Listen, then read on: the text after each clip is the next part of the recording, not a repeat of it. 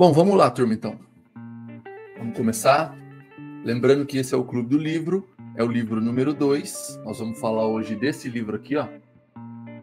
Foco, o poder da única coisa. O primeiro livro nós fizemos O Homem Mais Rico da Babilônia, foi o Clube do Livro número 1. E agora nós estamos aqui no Clube do Livro número 2. O que eu queria pedir para vocês? A gente já está começando, a gente já vai começar a falar do livro, mas me ajudem a cumprir esse propósito de levar esse conhecimento para mais pessoas. Então, se você não é inscrito no canal, aproveita para se inscrever. Se você não deu o like ainda, aproveita para dar o like e compartilha com outras pessoas. Coloca nos grupos, chama seus amigos. Vamos juntos aqui construir esse conhecimento e transformar a vida de mais pessoas, né? Levar cultura, levar conhecimento para mais pessoas. Existem várias maneiras de ler um livro hoje em dia, né? A gente tem audiolivro, a gente tem o próprio livro, né, para ler. A gente tem os audiobooks, a gente tem o meio físico, o meio digital, e esse aqui eu entendo que será mais um meio para as pessoas absorverem o conteúdo e evoluírem nessa questão. Lembrando que o brasileiro lê muito pouco. Então isso aqui é mais uma maneira de ajudá-los, é mais uma maneira de fazer com que o brasileiro tenha mais acesso, tenha mais conhecimento. Lembrando que o que salva é conhecimento. Foco, o poder da única coisa. É o livro do Vinícius Almeida, que basicamente é para a gente encontrar o propósito para obter resultados extraordinários. Se eu puder aqui, turma, começando aqui de uma introdução desse livro, Foco, o poder da única coisa, esse livro vai nos ajudar a concentrar em menos coisas. Ele vai nos ajudar a aumentar o nosso foco. Ele vai ajudar a eliminar um monte de coisas que nos atrapalham, que nos distraem e que fazem com que a gente perca o foco. O livro, ele basicamente tem o objetivo de fazer da gente pessoas melhores, pessoas mais focadas, pessoas mais organizadas, e pessoas que vão jogando fora essa distração que tanto nos atrapalha. É um livro também muito focado em mostrar os perigos das redes sociais, o perigo dos aplicativos que estão presentes no nosso dia a dia. Mas vamos lá. Tem 2 prefácios no livro e tem histórias muito interessantes. O primeiro prefácio ele é feito por Luiz Vasconcelos, né, que é o editor do livro e investidor, e ele começa contando uma história muito legal sobre o Monte Everest. Um neozelandês com um certo sucesso, um certo nome, que foi tentar escalar o Monte Everest e acabou não conseguindo. Só que ele palestrava em algumas faculdades. E aí, em um evento de uma faculdade, ele se depara com uma foto do Monte Everest. E aí, muito interessante o que ele diz Monte, você parou de crescer, mas eu ainda estou crescendo e um dia eu vou te vencer. Então, veja, as dificuldades da nossa vida, elas param de crescer em algum momento. Eu tenho um problema, ele cresce, de repente ele não cresce mais. Mas eu, como ser humano, posso continuar evoluindo, o que faz com que eu possa vencer qualquer problema e qualquer desafio. Nós somos seres humanos em constante evolução. E aí, em 29 de maio de 53, ele escalou o Everest. Depois de algumas tentativas, ele foi o primeiro a escalar. Temos também, turma, um prefácio feito pelo autor, que inclusive ele escreveu em março de 21, em meio à pandemia. E ele diz: pessoas bem-sucedidas têm algo em comum, brilho no olhar e otimismo. E aí, o que eu quero dizer para vocês? Eu nunca me deparei com pessoas pessimistas e bem-sucedidas. Existe uma divisão aqui. Geralmente, os pessimistas são mal-sucedidos. E é uma característica comum entre as pessoas bem-sucedidas, é o otimismo, é o pensamento positivo.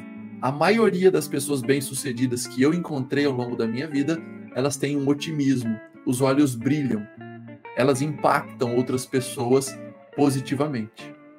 E elas também têm um respeito grande pela família, geralmente gostam da cidade, da nação que vivem. E o que eu posso dizer para vocês, ainda a título de introdução? nesse livro e em nenhum outro existem fórmulas mágicas. Cada um vai se adaptar à sua maneira. Cada um vai evoluir à sua maneira. Então esse livro também, ele não é uma fórmula mágica e não existem regras. Existem vários caminhos para alcançar o mesmo objetivo. Pensem comigo, se de fato existissem essas regrinhas mágicas, essas fórmulas mágicas, era só escrever um livro dos 10 passos para ser feliz. E isso não vai funcionar. Tem muita gente que vai ser feliz por caminhos distintos, vai atingir o sucesso por caminhos distintos. É isso que o livro quer mostrar aqui. Outra história muito interessante ainda, pessoal, nessa parte introdutória do livro, é que para começar a falar de foco, o autor usa o ano de 2008, que tinha um evento muito, mas muito marcante. E aí eu até fiquei me perguntando, né, que evento seria esse? A gente pode falar de eleição, pode falar de presidente dos Estados Unidos, mas a atenção aqui está sendo chamada para o Michael Phelps. Recorde de medalhas de ouro e uma única edição das Olimpíadas. E muita gente começou a investigar o Michael Phelps. Por quê, né? Qual o segredo dele? E aí foram aparecendo milhares de teses. Por exemplo, ele consumia 12 mil calorias ao dia. Muita gente começou a achar que era isso.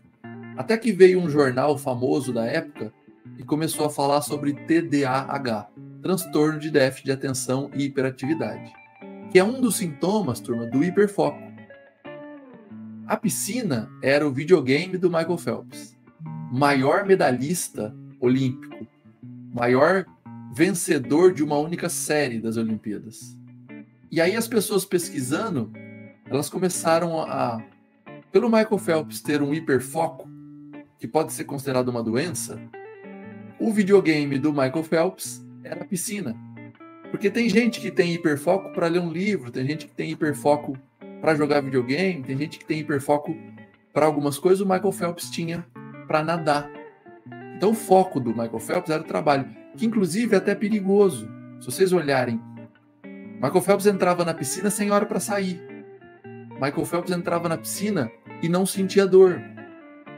Então ele treinava até, dá para pensar assim, treinava de maneira inconsequente. Mas, pelo foco que ele aplicou naquela atividade, ele escreveu o nome nas Olimpíadas aí, como um dos maiores do mundo de todos os tempos. Por que eu estou te contando isso? O mundo atual, ele sofre de falta de foco generalizada. A gente vive num mundo improdutivo. Veja, muita gente quer descobrir o segredo da riqueza. Mas, basicamente, pobreza é improdutividade. E riqueza é produtividade. Um ser humano improdutivo tende a ser pobre. Quando o ser humano é improdutivo, é procrastinador, ele tende a empobrecer. Ele tende a ser pobre. E quando ele é produtivo, ele tende a ser rico. Vou ler um comentário aqui. A falta de foco nos custa muito tempo. E mais ainda do que o tempo. Ela nos custa oportunidades que não vai se apresentar duas vezes. Exatamente. A gente até leu no livro anterior, né, O Homem Mais Rico da Babilônia. Quando a gente está preparado, a sorte nos alcança. A sorte, a boa sorte acompanha os homens de ação. Então, muitas vezes a gente, por falta de foco, deixa passar um monte de oportunidades e acaba não aproveitando. E aí, seguindo aquele conceito, né, de que eu não acredito nisso, mas o cavalo não pode passar arriado duas vezes. Às vezes o cavalo até passa novamente arriado, mas tem muitas oportunidades que às vezes são perdidas por conta de procrastinação, por conta de falta de foco. Então esse livro vai nos ajudar e vai nos trazer ferramentas para mudar o nosso foco. Nós temos a seguir aqui 10 capítulos de como ter um foco invejável. Foco é algo que dá para treinar, então a gente vai em busca das nossas medalhas, assim como foi o Michael Phelps. A gente não precisa estar doente, a gente não precisa ter TDAH para ser focado, mas a gente pode melhorar, treinar o nosso foco e ir em busca aqui das nossas medalhas.